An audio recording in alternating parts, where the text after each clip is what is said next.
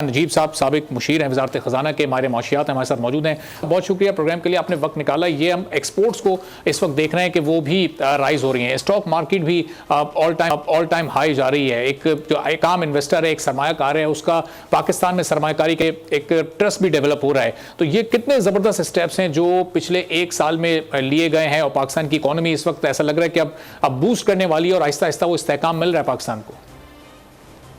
तो दो तरह से पाकिस्तान की इकोनॉमी को देखा जा सकता है कि एक तो अर्ली साइंस ऑफ रिकवरी जो हैं वो इकोनॉमी में आया हैं, और आईएमएफ ने अपनी प्रेस रिलीज में खुद इसका इन्हिसार उन चीज़ों पे करते हुए, लार्ज स्केल को देखते हुए, फिस्कल कंसोलिडेशन को देखते हुए, यानी कि मालियाती खसारे को कम होते हुए देखते हुए, थोड़ा सा एक्सटर्नल सेक्टर को चैलेंजेस में है बट थोड़ी सी रिकवरी देखते हुए खुद ही किया है उन्होंने कि इन चीज़ों पे इन्हिसार करते हुए उन्होंने ये देखा है।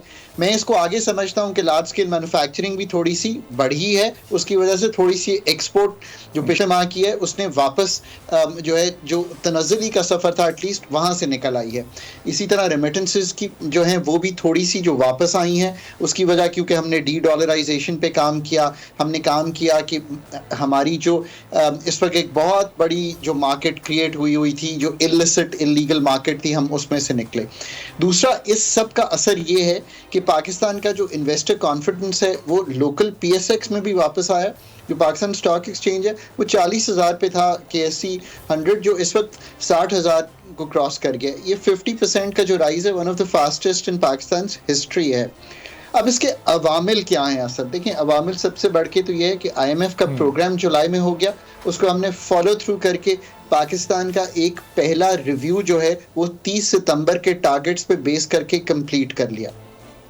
नंबर 2, आपने जो एडमिनिस्ट्रेटिव रिफॉर्म्स, एडमिनिस्ट्रेटिव इन्फोर्समेंट जो की है वो किस तरह से स्मगलिंग को कुछ रोकने की कोशिश की है, या एटलीस्ट उसका आपने एक जिसे कहेंगे पब्लिक सिग्नलिंग की है कि हम ये चाहते हैं कि हम ये करें।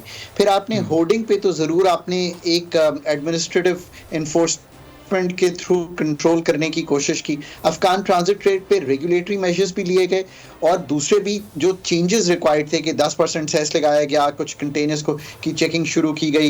ये सारे काम जो है आपने किए, बैंक गारंटी मांगी गई, और आखिर में डी डॉलराइजेशन की तरफ एक कैंपेन भी चली और लोगों को जो मार्केट से बाहर जाकर ओपन मार्केट जो है, 2 मार्केट्स हैं, एक इंटरबैंक स्टेट बैंक के पास, एक ओपन मार्केट हम अलाउ करते हैं, और एक मार्केट इलिसिट कायम हुई थी, उसको भी हमने रोका, और इनका थोड़ा सा असर जो है इन्वेस्टर कॉन्फिडेंस में दिखाई दिया। आखिरी बात, SIFC के थ्रू आपने कंसिस्टेंटली कोशिश शुरू कर दी है कि आप चाहे वो किसी भी जगह पे कोई होल ऑफ गवर्नमेंट अप्रोच से अगर कोई मुश्किलात आ रही हैं तो एक तो मुल्क को वो क्लियर करते रहेंगे, मतलब 5G का डिले हो रहा है तो उसमें से निकलें। ये तो मैं वो बातें बता रहा हूँ जो लोकल लेवल पे। दूसरा, आप सिग्नल कर रहे हैं कि आप दुनिया भर को कह रहे हैं कि आप पाकिस्तान को देखिए, हम डेट इंस्ट्रूमेंट्स तो ले ही रहे हैं, हम IMF के साथ तो चल ही रहे हैं, पर देखें रेकोडिक में, पर देखें एग्रीकल्चर में, पर देखें टेलीकॉम में, पर देखें डिफेंस में, ये सारे वो एरियाज हैं जहाँ पे हम चाहते हैं कि पाकिस्तान में इन्वेस्टमेंट आए। ये क्यों है? मैं सिर्फ एक फिगर देता हूँ। पाकिस्तान इन्वेस्टमेंट टू GDP 14% है। जिन मुल्कों ने तरक्की की है, जिन मुल्कों ने, और मैं किसी एक को भी अलहदा नहीं करता, east Asian miracle, Vietnam, Indonesia, Malaysia, India and Bangladesh, यही है ना मुल्क जिन्होंने पिछले 10-20 साल में दिखाया है, एंड चाइना, इनमें सब में ये रेशियो 30 से 35% था। अगर आपने भी साउथ कोरिया की तरह ग्रो करना है तो इसको बढ़ाना है। FDI, FPI, डोमेस्टिक इन्वेस्टमेंट, इसका एक अहम जोश है। सब्सक्राइब करें और बेल दबाएं ताकि कोई खबर रह न जाए।